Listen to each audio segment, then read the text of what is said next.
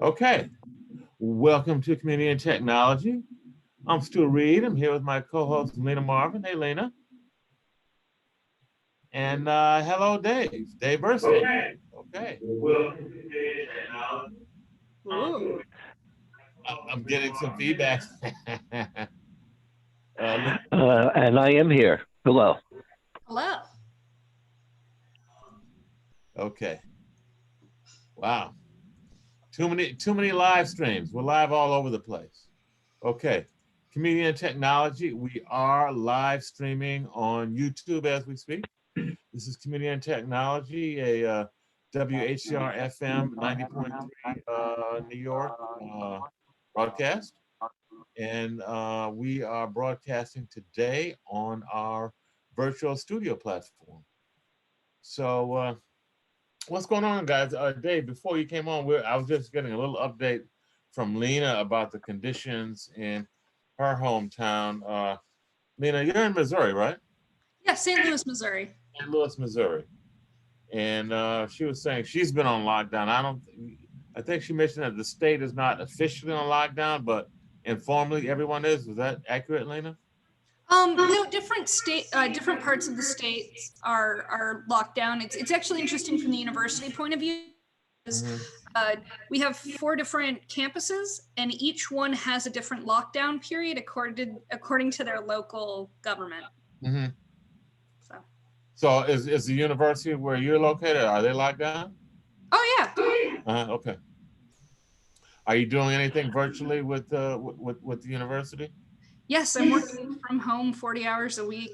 Really? I'm working on a bunch of library school practical students to get them involved in open access, art discovery, and curation. So we had a bunch of library school students at a different campus than mine who are supposed to work in a library and do a practicum, and that's something they need to do to graduate. Mm-hmm. So I figured how to virtualize my practicum project for them. So I've never had a practicum student. I've not managed remotely before.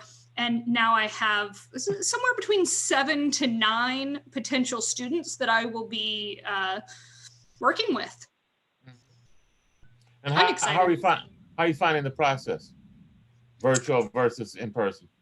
It's one of the things I've really noticed is the students themselves are extremely stressed out because this is something where they're hoping to be able to complete credits. They have classes going on that all suddenly have changed. Their whole lives are upside down.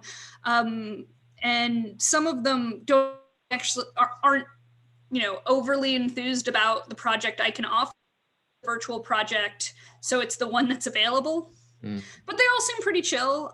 In other ways, it's good to have help on projects, and it's good to have a good project to work on. So we've been meeting over Zoom. We're going to shift over to working on a wiki and doing Microsoft Teams, which is a newer platform, but seems to be quite good. Okay. And Dave, how has life been for you in the new stay-at-home world? Well, let me throw some encouragement over to staying at home. I came uptown from Jenny's. She's 200 meters away from a tent hospital in Central Park. The bus taking me uptown, which I don't do very often, I'm going out about twice a week at this point, went past a refrigerated trailer outside St. Luke's Hospital because they didn't have room to store all the bodies. So this is serious, guys. Do stay home as much as possible. I feel awkward anytime I walk out the door, but I had to get some medicine. Other than that, it's almost a pleasure. I don't know if we've ever had skies this clear in New York City in my lifetime, and I'm 68 years old. Yeah, I've heard that across the globe there's been just a clearing of the skies. Folks are seeing mountain views that they couldn't see before, and Satellite pictures are showing a clarity in the skies because of the lack of carbon pollution from vehicle traffic. So it sounds like there may be a cleansing going on of the earth through this process.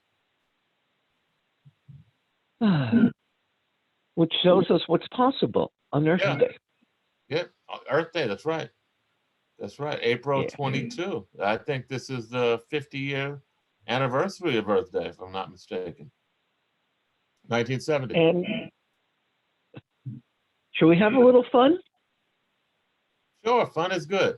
What are you thinking? Okay, you had some news coming, but let's have a little fun. How much worse is the air now after 50 years of arguing about Earth Day? I have no way to really put a number on that. It certainly is not better. I mean, it's better over the last 60 days, I imagine, but overall, it's got to be a lot worse than it was. Well, that's not true because catalytic converters came in and started to kind of cut back on the carbon emissions from vehicles. So, and then you did have a lot of standards that came in cleaning up industry. So we may be in better shape. I'm not really informed enough to say, but as I think about it, I know there was a lot of anti-pollution legislation and activities that came in the 70s and 80s. So I'm thinking we may be in better shape. What do you have to say, Dave? Well, Lena, you wanted to chime in here? I'm also betting better, but it depends on what in particular is being measured. It turns out it's dramatically better in almost anything, from clean water to every measure of air pollution. But people don't realize that. There's a whole load of things that have been getting dramatically better, but most people think have been getting much worse. There are far fewer people dying in wars than 50 and 100 years ago. There are literally half as many people in extreme poverty. China is the most dramatic example of improvements, but even across Africa. What percentage of people do you think, of babies, do you think get vaccinated these days? U.S., globally, what are you talking Globally. about? Globally? Globally, including Africa and Asia. I'd be pure guessing. I really don't know, Dave. What's the number? Most people have seen, we all see on the news, the horror stories.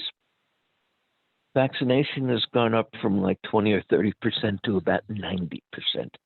Wow. And Bill Gates Foundation actually has a lot to do with it. He's been putting a whole lot. Mm-hmm. So when you look at, so it becomes the interesting question, why do we get all those things wrong? Everybody does. Hans Rosling has been tested it around the world. And, well, if you give people three choices, which he did on these kinds of questions, monkeys on a keyboard are going to get 1 out of 3 right. Intelligent people got less than the monkeys. We almost all see this wrong. And he tried it out on anything from high school students to a group of researchers loaded with Nobel Prize winners to a group of journalists, and almost none even got up to average.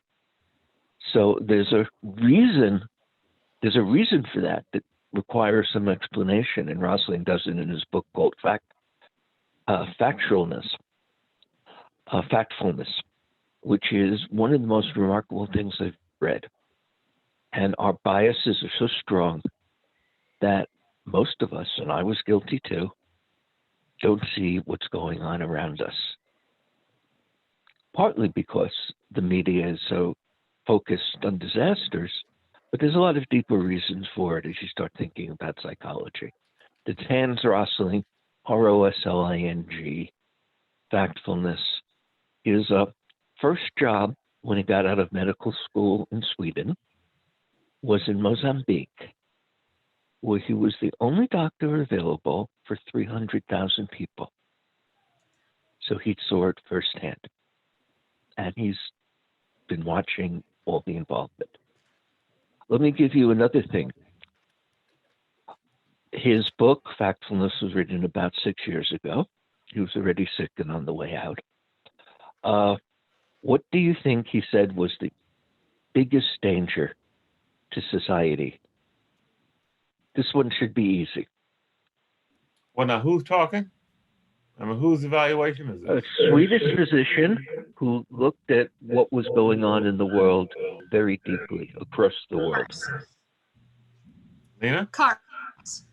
For sure, cars. No, come on. Okay, how about Pandemic. economic inequality? No, although he had a great deal to say about that. Mm-hmm. And you can guess from what I told you about him which side he was on. No, pandemic. Okay. That he and almost everybody else in healthcare knew something like this was going to come sooner or later. And some of the famous people who did it are Bill Gates. But one of the most dramatic things is we have the President of the United States tweeting, "Fire Fauci." That's Tony Fauci, the head of the National Institute. Tony Fauci warned about this in depth in 2004 and how we weren't ready for it. Yeah, you guys may have, Dave, did you catch any of the playback of Barack Obama's talk in 2014 about pandemics and what he was doing and preparing the country for that? And I thought it was just prescient that one of his closing remarks was, we got to be ready because we don't know when it's going to happen. It might be 5 years, it might be later from now that we're going to have a problem. And as it turns out, it was December 2014, 5 years to the very month before, prior to the current pandemic breakout. So it's been known. And many really intelligent people with warnings like that ignored it. Yeah. So, and I was probably one of them. I didn't stockpile. I got scared early on this one. Mm-hmm. And I stockpiled, and Jenny and I basically went into isolation 2 weeks before we had to. Mm-hmm. So we're doing fine, mm-hmm. thankfully. Well, that's good. That's good. We're some of the lucky ones. As you guys know, we do a lot of work with folks in public housing, and those folks live in an extremely dense environment of, high-rise apartments, 10, 20 stories. Anywhere from 5 to 10 to a dozen units, families per floor, and small lobbies, small elevators. So those folks are really at risk. And I was happy to see that finally Mayor de Blasio today made some announcement about, however belated, that the city was going to start free testing in public housing and free meals actually delivered to seniors in public housing. A lot of this stuff had been available, but if you don't know how to get it or are not able to go get it, it didn't happen for you. So they're starting to bring some of these services directly to folks in public housing. And I also noted that Governor Cuomo earlier this week also highlighted some of the issues with public housing. So I'm hoping that they're going to get some additional resources, which are sorely needed in those communities. We got to keep an eye on that. Yeah. What has this show been saying about what should be done for people who, some of whom live in public housing, don't have much money? How about free Wi-Fi, free internet access? How about access to online devices so they can communicate and be up to speed with what's going on, as well as conversate with each other? I know that's the drum I've been beating. It was almost a century ago that the United States decided everybody needed electricity. Mm-hmm. We've had broadband for 20 years. We still haven't decided that everybody needed it. That's probably a mistake. Mm-hmm. Well, I think we may have decided everybody needed it, but there's been no political will to actually provide it. I mean, we know that everybody needs food, but you're on your own. You got to go get your own. We know that everybody needs a roof over their head, but you're on your own to go get it. And I think the same has been true for broadband.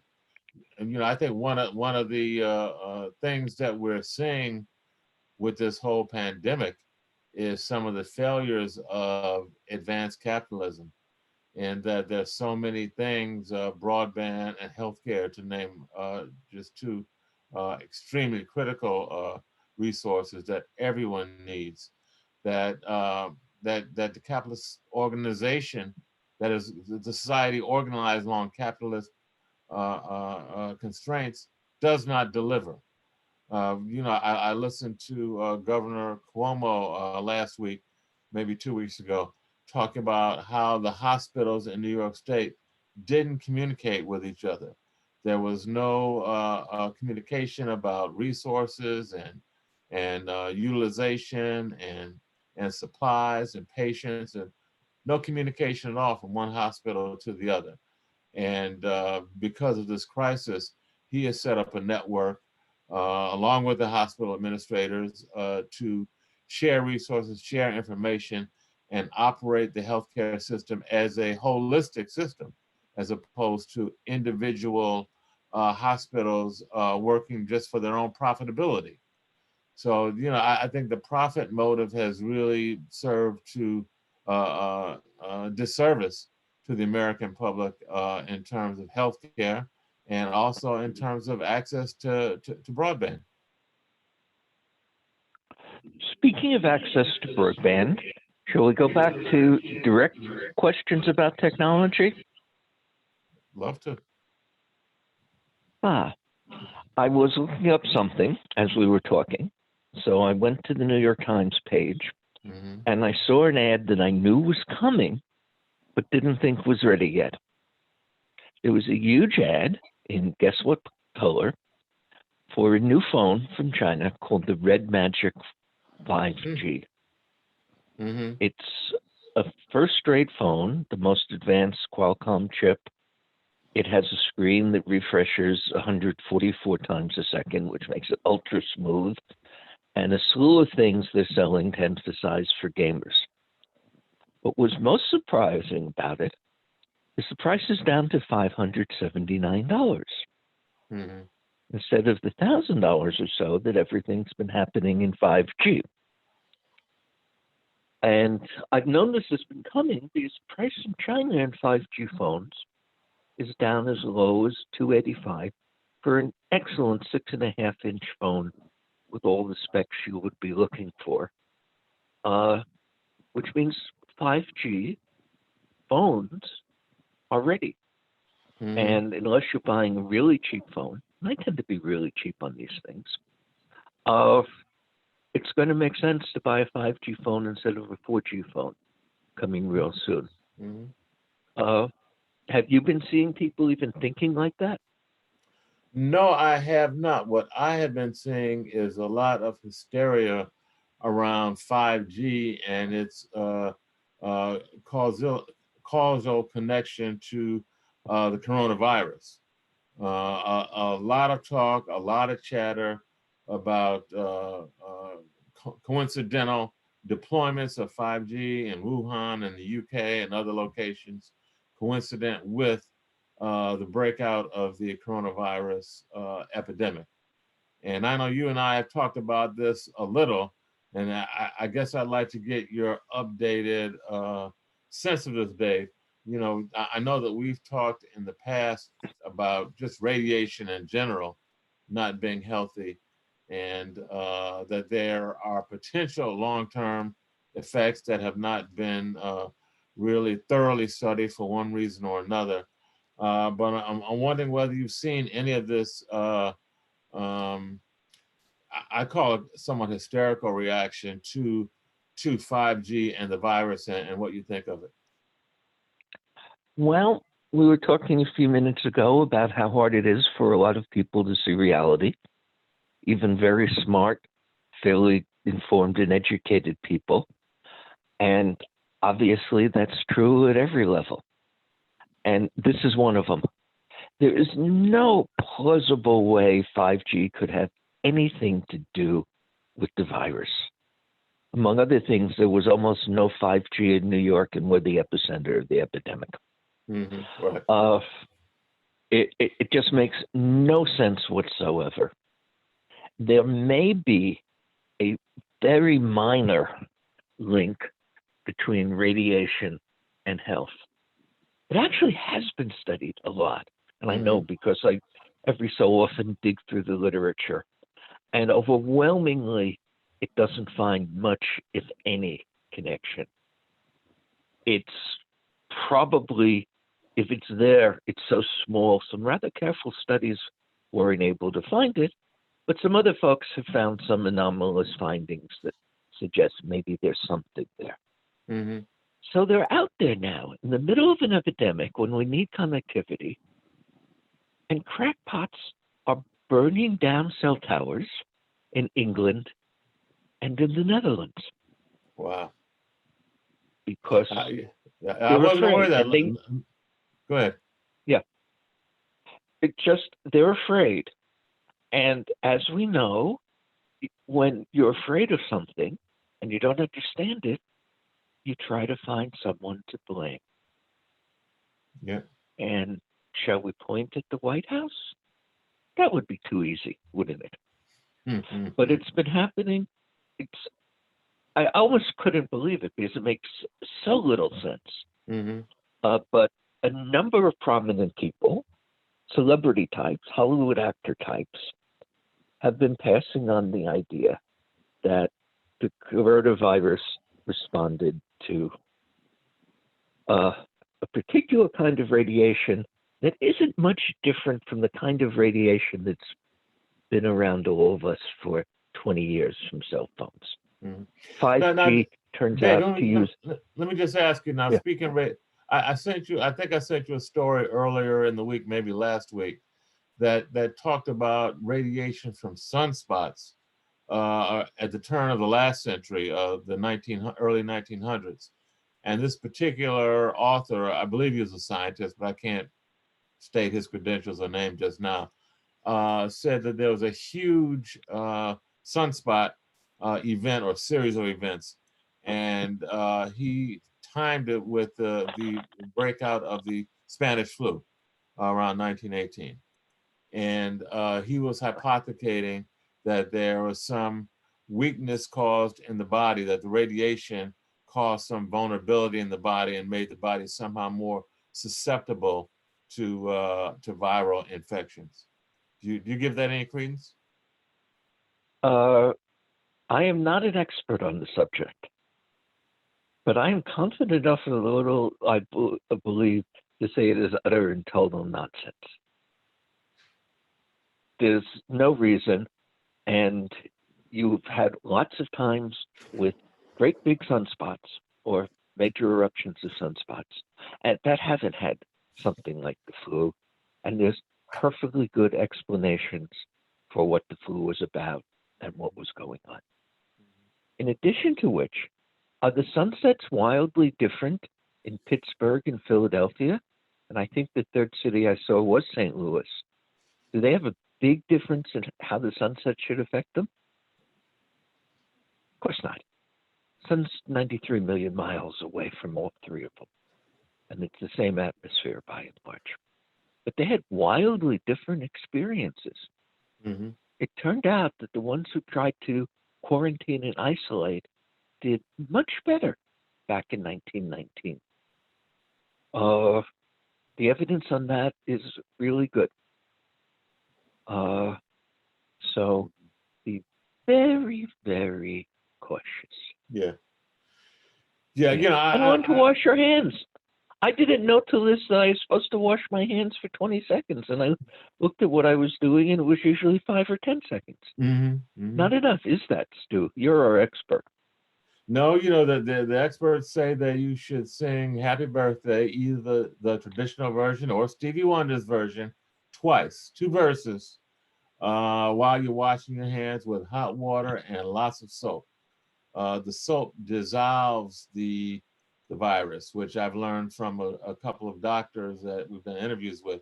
It's not a living organism like a bacteria, but it's a DNA or an RNA particle, and that the soap and or alcohol essentially dissolves it.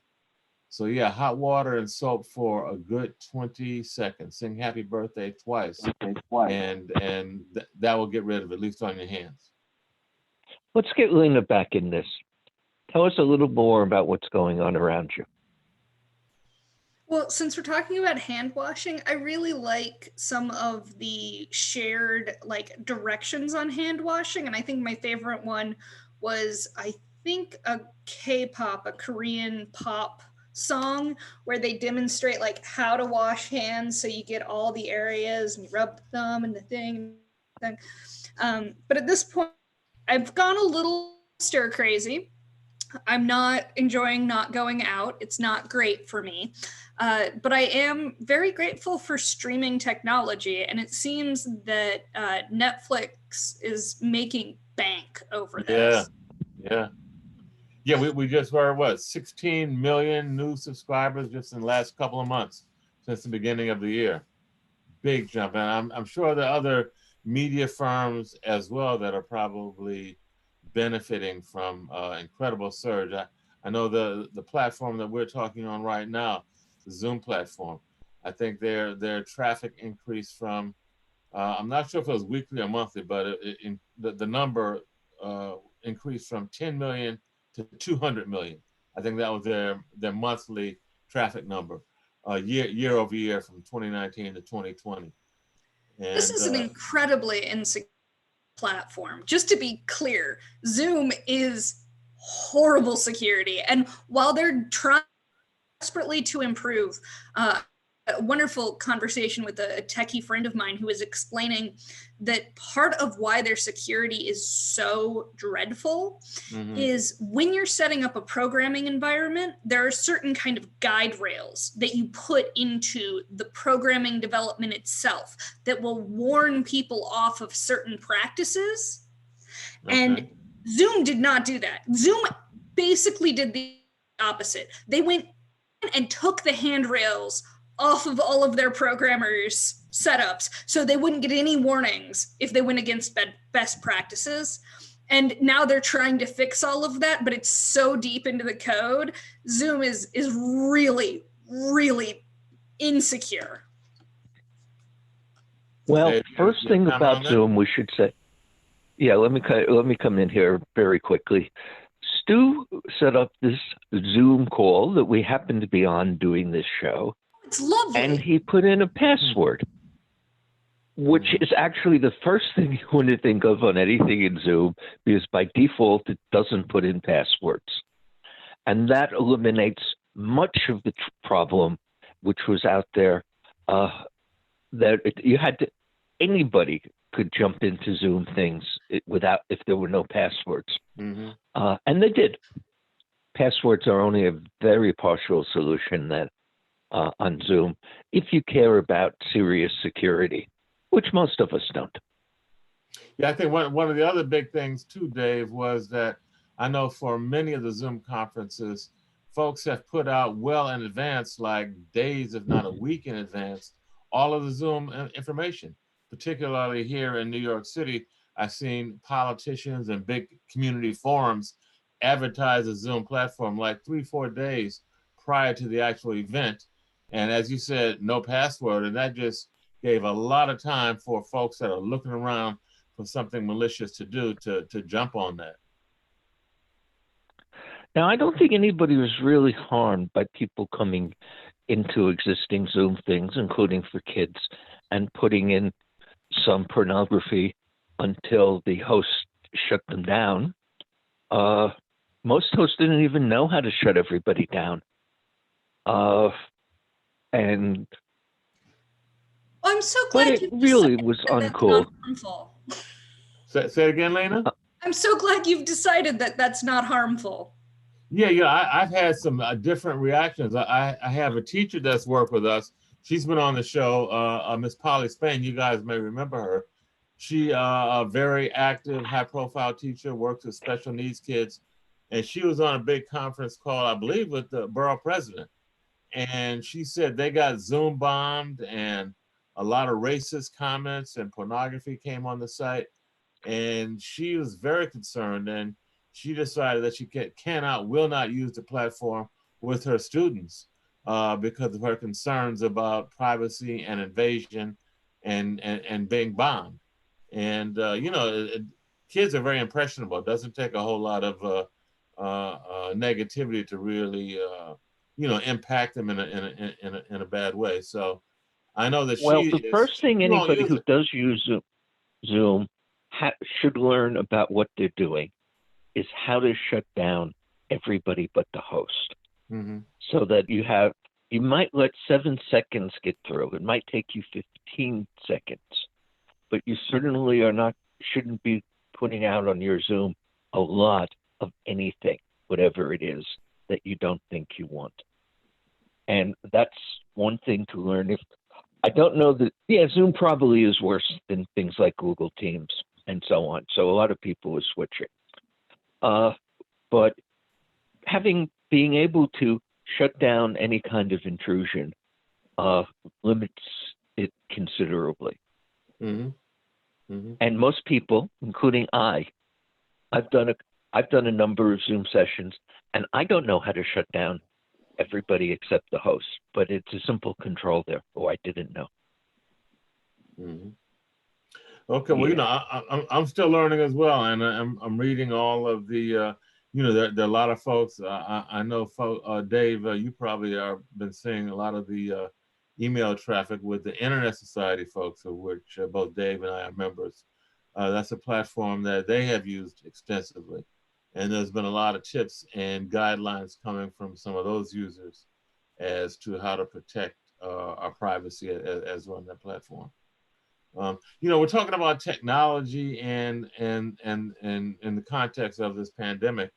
And, I saw a story just yesterday about Spectrum employees that are getting sick from the virus and not wanting to go out into the field. And I know from my experience here in New York, Dave, we had a couple of folks trying to get Verizon internet connectivities and upgrading some of our connections, and the techs aren't coming out. They're really narrowing the scope of what they will do and when they will do it, and I think probably rightfully so. I mean, they've got to protect their health, but I'm wondering what the overall impact is today and maybe going forward in terms of folks' connectivity, given the potential liability, health liability for the workers. Have you up on that at all, Dave? Have you noticed anything? Have you read anything about that? I don't have any data, but what I do know is that most people still can't buy masks. Jenny made me one, 2 in fact. Mm-hmm. And I bet Spectrum did not have masks for their employees. Yeah. Should have been mandatory, you would think. In fact, probably not just high quality mask, but you should think of even more full protection. But they don't even have that in most hospitals now. So we are not ready for this. And there's a long way to go before things are going to be safe. But it's going to open up a fair amount over time, and maybe enough people who've learned lessons. Hand washing, as you said, helps. Mm-hmm. How many times have folks on WHCR reminded people about hand washing? How many times have you done it just on this show? I do it more on the website. I have not done it this much on this show, but we have been doing special conversations with under the Wisdom Table, which is another one of the Streaming University projects, speaking with Dr. Velva Bowles and a couple other MDs, and been talking a lot about washing hands and the masks and wearing them and eating foods to help boost your immune system and other things. And while I'm talking about it, let me just also mention WHCREBT.org website, where there's a lot of information about what to do to help keep yourself safe during these times from this virus. That's WHCREBT.org.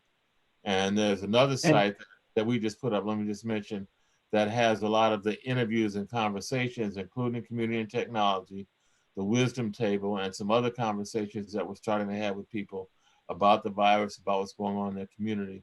And that's safeensmart.org, SAFENSMART.org. And we're starting to post these video conversations we're having with a lot of experts and with folks in the community about what folks are doing to help keep ourselves and each other safe. Let's tell the world who we are. Lena, you want to do the station ID? WHCR 90.3 FM, New York. All right. The voice of Harlem. The voice of Harlem. Which most people around me don't think they live in. I'm on 119th Street. By most ways of defining things, this would be part of Harlem. But we're a little bit high in Morningside Heights. Actually, a lot of people around here are high a lot of the time. Although that's a little bit harder right now. Well, Dave, you and I are both alumni of that illustrious university in Morningside Heights on the hill that likes to think they sit above Harlem, but in fact is in Harlem. And, it's interesting. I just read a story just a couple of days ago about how Community Board 9, which is West Harlem, is one of the most poverty-stricken communities in all of New York City, and how they only have one hospital in the entire community board, and that would be St. Luke's, and how St. Luke's shies and turns away Medicare and Medicaid patients and caters to folks with really upscale insurance policies. And that whole community, the dichotomy in that community on the Upper West Side around the Columbia University, West Harlem area, just a very large chasm between the haves and the have-nots. Yep. Let's go back to tech news. What else you have for us, Stu? Well, there's a lot going on in social media, which, some good, some bad. I guess, let's talk about the good stuff first.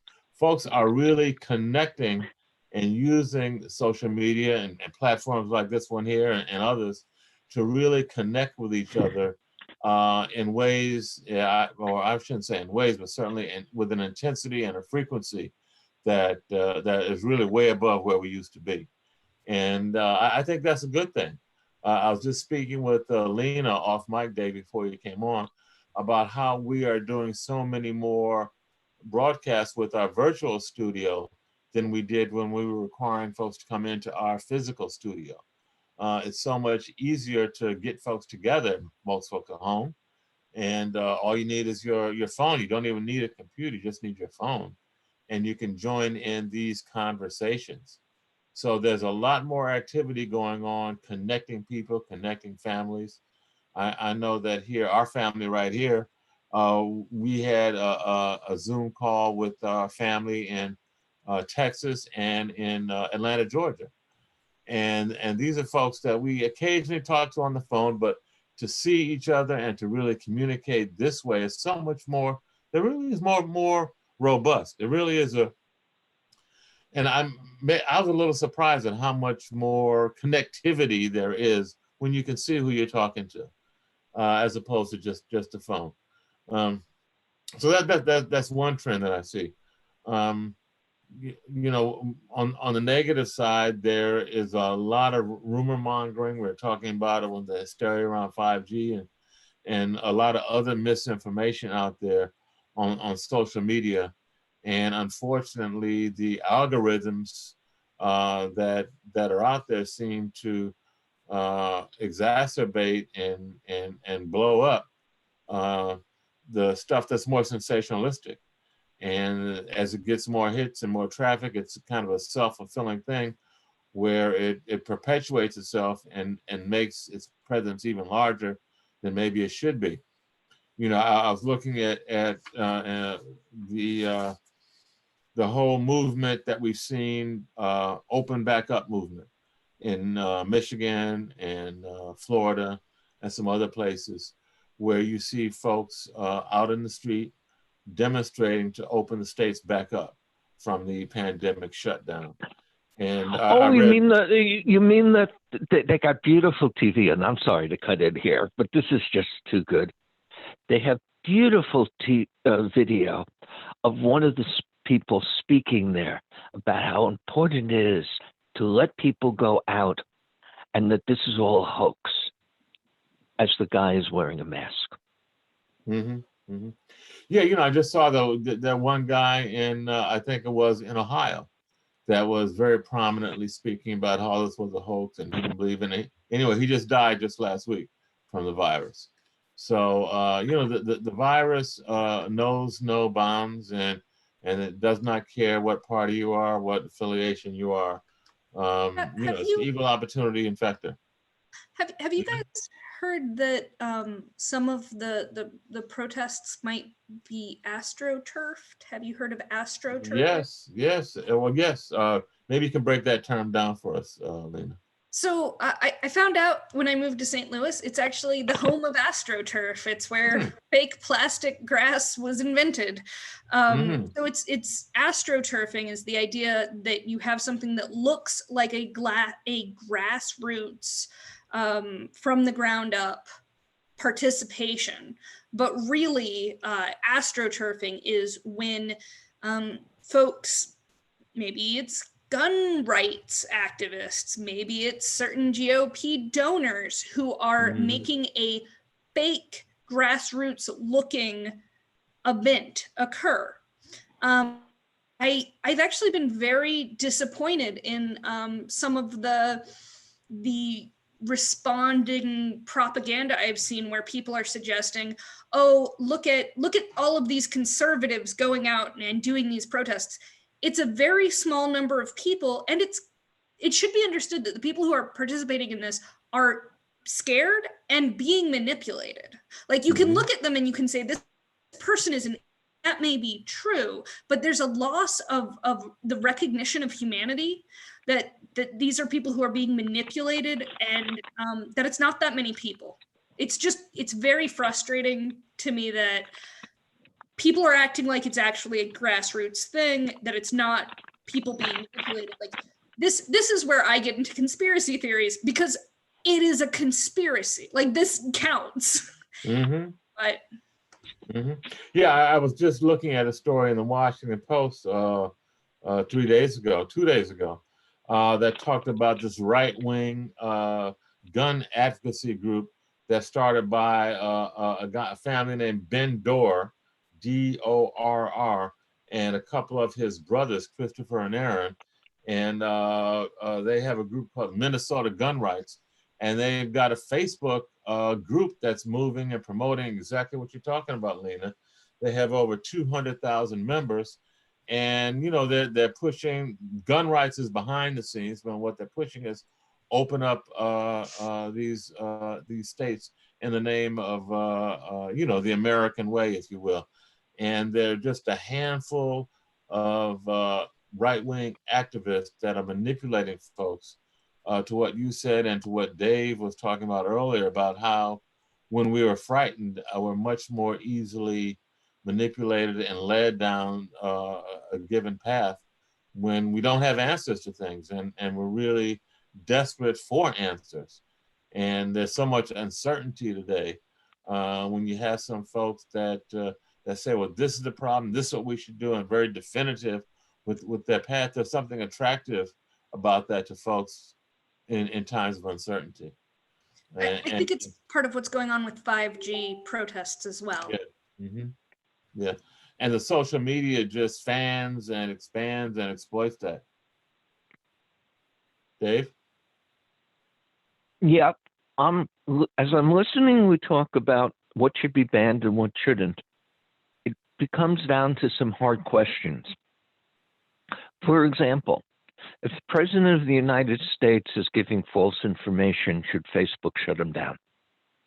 I think Should the NBC and Yeah. CBS should shut him down. That's what I think of CNN. They should shut him down. If the president's giving false information, news outlets can go ahead and air it, but it should have a bar at the bottom that just says this isn't true. Right. I agree, Lena. Now, should the FCC tell them to do that? Sure. They shouldn't have to be told. They shouldn't have to be told. The FCC won't tell them because the FCC works for Trump, works for the administration. So I mean that's not likely to happen. If they did, they'd be quickly muzzled. But I think if there's any integrity at all in the media, they should not be perpetuating what they know are falsehoods, and they are. In my mind, they are extremely guilty in perpetuating a lot of this BS. In particular, this guy's daily press conferences where he's up there telling lies. He's told 350 something lies about the virus just in the last 2 weeks. And that's documented, it's fact checked. And yet, they're getting the airtime. I think Lena's right. If they don't shut them off, they should at least have a big crawl around the bottom that says, this is a pack of lies. I mean, maybe that's a bit of an overstatement, but there should be some cautionary, reasonable statement, particularly when we know this guy, he's just making stuff up. He's saying stuff that is just factually totally inaccurate. And he's got his bully pulpit, and the media is playing into that. I think it's a height of irresponsibility myself. What do you think, Ben? What should be done? I don't have any easy answers here because what I don't know is how you could make a filter or make those decisions that make sense and that works and is not terribly abusive, which is the problem with all the filters out there. They don't work very well. Are you suggesting that we should have machine learning that responds to what the president is saying, as opposed to, say, just informed journalists who are writing down on a bar while listening to him and fact checking? Why would there's very few times you're going to have that. Maybe for the president of the United States, right? But there's nothing set up. If you were asking about the president, that's the problem right there. That guy. But I agree with you, Lena. You have editorial boards, Dave. You have editorial boards of newspapers. I'm sure you have editorial boards of these media news organizations that decide what they're going to give a voice to and what they're not, what they're going to amplify and what they're going to ignore. So those decisions are being made. We don't see them, but they're being made all the time. If your question is, well, what about Facebook? What about Twitter? How are these things? Well, actually, those things do get monitored just in other countries where they hold people to standards of not sharing things that are harmful, to not having hate speech. It's just this American obsession with what is freedom of speech and what does this oppression look like? And it's total BS. The notion of how can we possibly engage with communities and have them not say things that are patently false. I think it's fine to have, moderators who are people. That's fine. People can hit flag and then other people can look at those flags, and having that be a required part of social interaction. Yeah, it might cut down on some of the instantaneous, or the instantaneous will remain, but things will get taken down, or a banner will go up under stuff. It's not an impossible problem. Your engagement with what is free speech and what is oppression is maybe a problem for me. Especially right now. I don't need people burning down 5G towers because they're scared.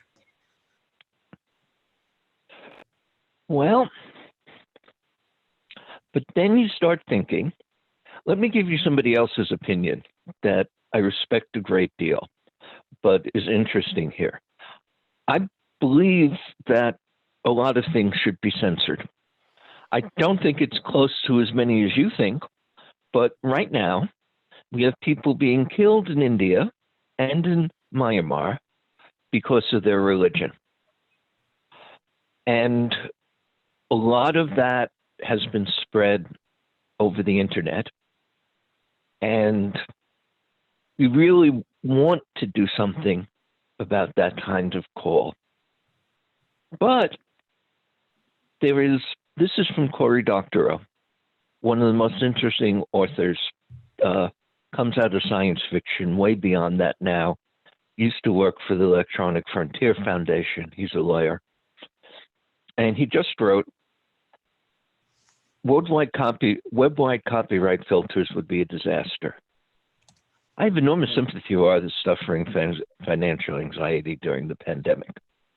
I have 3 books out in 2020, and my family was really counting on them selling well to pay our bills, so I really, really get it. The anxiety is real and justified, but music industry calls to force U.S. online servers to filter everything we post are a terrible, awful idea. Anyone who's ever dealt with existing copyright filters, like YouTube's Content ID, know that they are, and this is being charitable, a giant, effing, flaming, can't say it over the air, that everyone hates with the heat of 1,000 suns. I Not only do these correct you. Cory Doctorow is a blogger and a journalist, a lawyer. He's a great dude. He's written some wonderful stuff. Still not a lawyer. Doesn't mean he's wrong. No, he is a lawyer, actually. Yeah? Yeah. He was a lawyer for the EFF. I'm almost sure. I'm glad Just you're because he's a almost. lawyer doesn't mean he can't write good books. I'm really glad you're almost sure. You're wrong, and that's fine. It's okay to I be make mistakes. I think, in my mind, I move beyond the algorithmic decision making and the algorithmic filters to human filters. And the human filters and the information that we get that are at work all the time, we just don't see it. The New York Times has an editorial board. The Washington Post has an editorial board. The New York Post has an editorial board. And these guys and these boards are making decisions about what to put on the front page, what to bury, what to talk about, what not to talk about. Same thing in the newsrooms. So those are human folks making decisions about what we should hear and what we shouldn't hear, but what should be amplified and what should be muted. So that's happening irrespective of the conversation about First Amendment rights, okay? So what I'm saying is that there should be some advocacy for truth in some of these media outlets, and particularly the electronic media, the television media, that has such an incredible impact on opinion and on people's thinking. And in my mind, they're behaving extremely irresponsibly. And I don't give a darn about, their First Amendment thinking around this, because they're making decisions about what they're going to put out there and what they're not, irrespective of the First Amendment. So own up to that and operate with some integrity and some ethics. And speaking of owning up, I should own up to a mistake. I just looked it up. Cory is not a lawyer. He just is Go ahead, Lena. more intelligent, is more thoughtful about law than almost anyone else out there. Like, I really like his books. His engagement with intellectual property is really fun. He has a lot of good ideas.